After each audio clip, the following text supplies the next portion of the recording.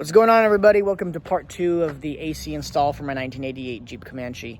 It is currently March of 2025, and I have not been very good at uploading videos. So part 2 and part 1 was from last summer, and part 2, which I'll be posting here in this video, is from September of last year. So life kind of got in the way. If you guys have project vehicles, and you guys know, like, sometimes you have months and gaps of time where you don't work on it, and it looks like I've lost some of my video footage, or at least maybe I didn't even take the video footage. So in this video here, I'll be kind of sparse, not the best video, I guess, but I hope this helps, because there's like very little info on installing AC on a Renix heat only from the factory Jeep Comanche. So hopefully these videos help the community and all that, and comment your critiques and your questions. I may or may not have the answer. So, and I'm much further along. I'm nearing the end. And I remember thinking back then, last September, I was maybe a little over halfway. I don't think I was a little over halfway in this process. But anyways, I think I'm nearing the end now to date in March 2025 with my AC install. I just have the wiring harness stuff, which will come in a further video. Anyways, I hope you guys enjoy. I'm going to now go to my past self and kind of go over what video footage I had from back then. Thanks.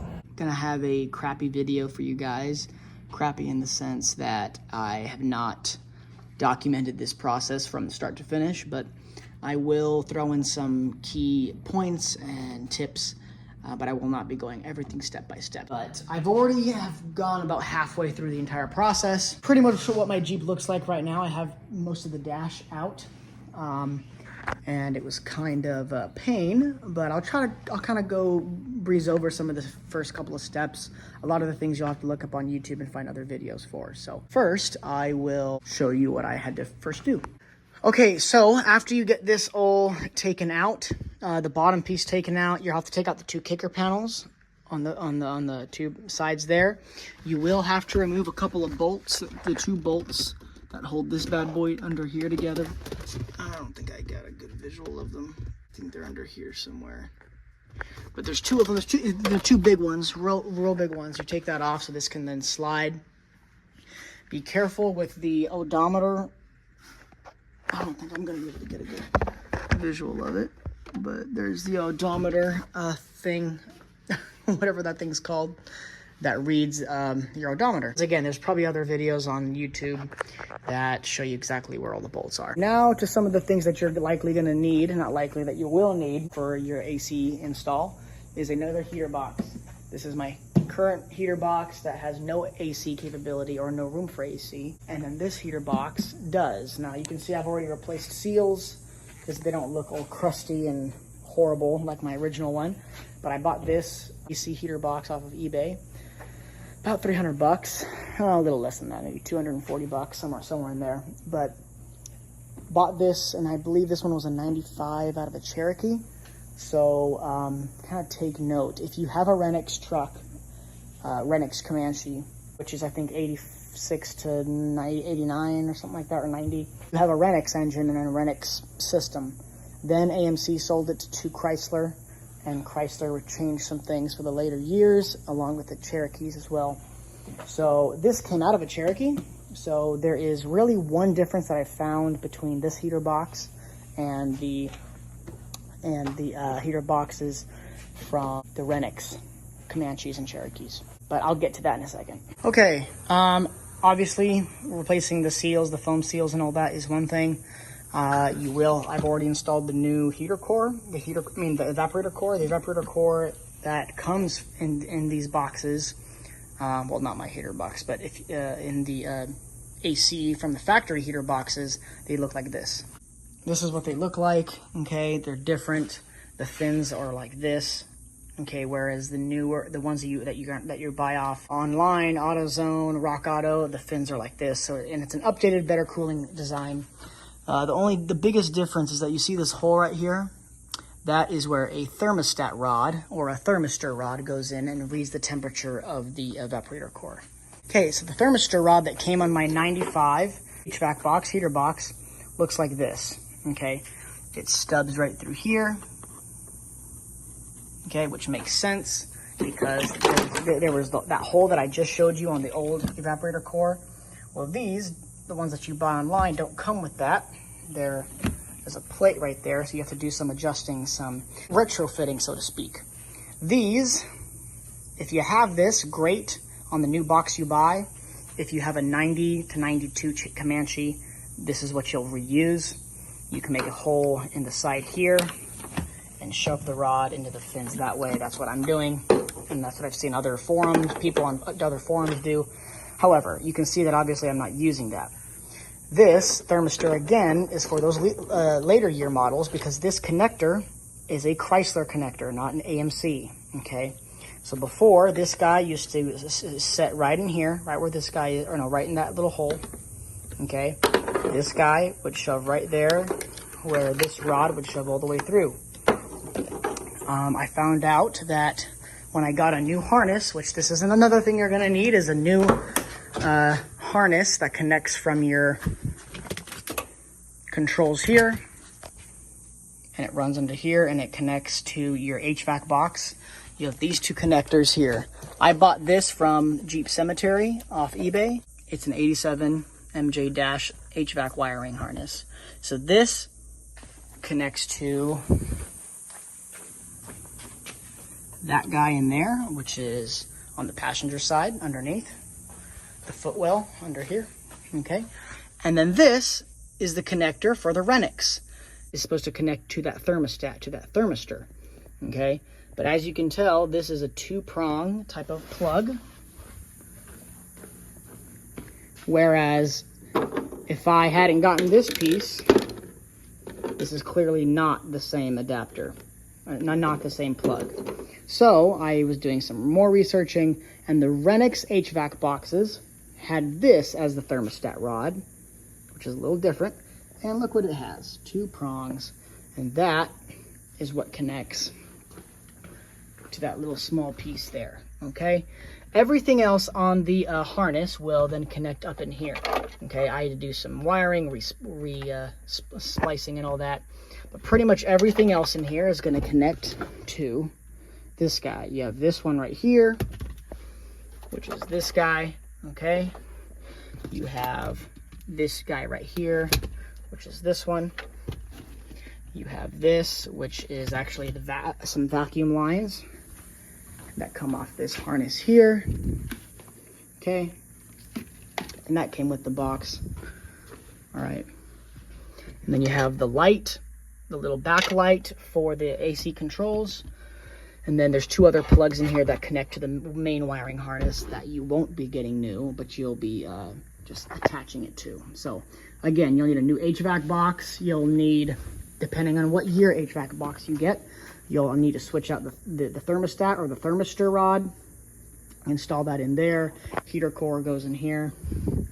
Okay, I switched out the blower motor as well, all the foams. That's pretty much what you need in this portion of the installation. Oh, and of course, as you could probably guess, this is a heat only controls. This does not, I have to buy one of these, which is gonna be another $100 or so off eBay that I see them going for, because this does not have AC capability, only heat. So again, harness, new harness, okay, that has HVAC capabilities. You will need a new AC controls. You will need a new HVAC box, okay, that has AC capabilities that can fit an evaporator core properly. And that's pretty much it for the inside. So soon I will be putting my HVAC box inside here, and once that is in and set, then I will have to get the compressor, the condenser, the dryer, all that good stuff. So I will continue with the video whenever I get to that part. All right, everybody, it is a new day. It's a Saturday, another Saturday. I am slowly now, I just shoved this guy inside. Okay, nothing's connected. It's got to get pushed back to the firewall. But I just wanted to show you guys that I'm doing this with only one person, and so it'll probably be pretty difficult. But I'm just taking it a step at a time. It is currently 100 degrees out where I'm at in my sweaty garage.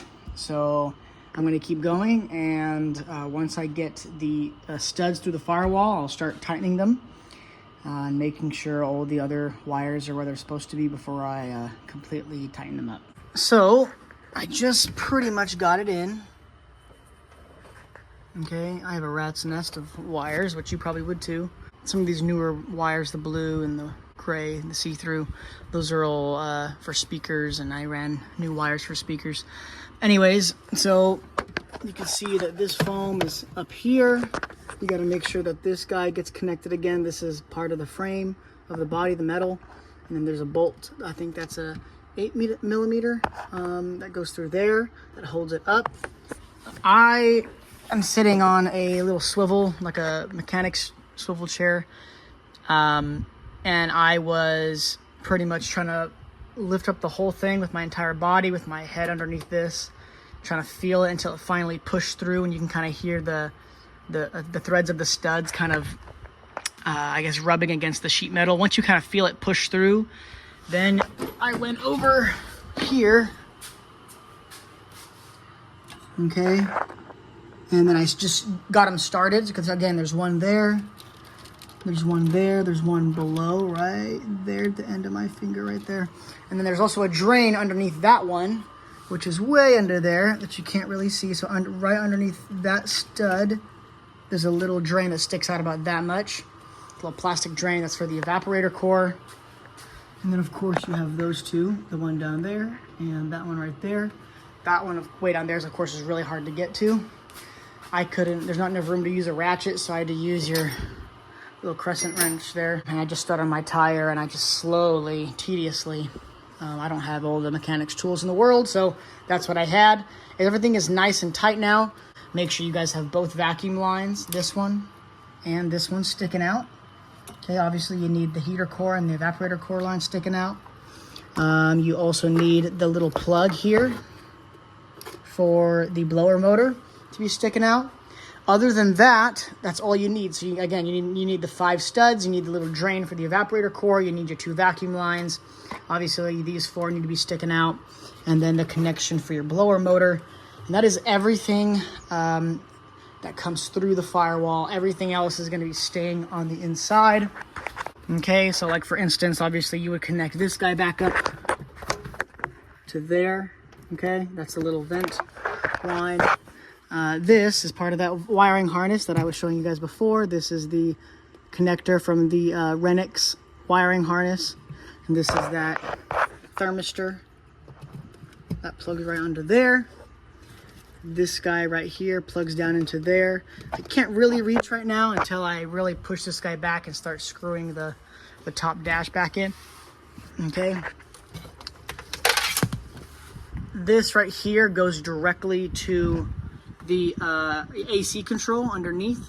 This is what kind of diverts the levels of kind of diverts where the air goes, I think, and then how high and low the airflow is, I believe. I could be completely wrong about that, but this thing plugs right underneath it, so I got to undo that on the one that I just bought, because one that I bought, they left this clipped in to there, and it just they like cut it off right here. Watch, I'll show you. This is my old one, okay?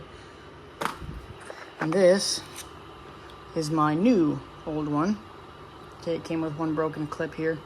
But this one, see how it says air conditioning? This is actually meant for air conditioning.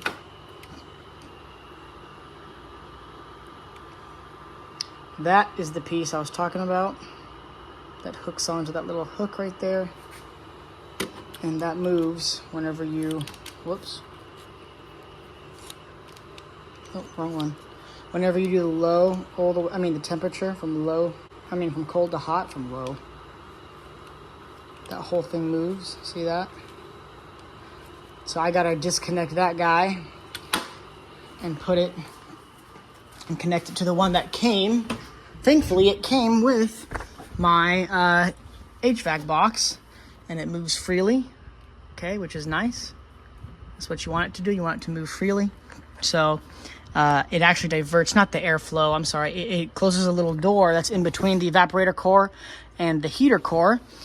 which allows you to go like, hey, where do you want your airflow from the blower motor to blow through? Do you want it to blow through the heater core, which makes it hot, or do you want it to go through the evaporator core, which makes it cold air?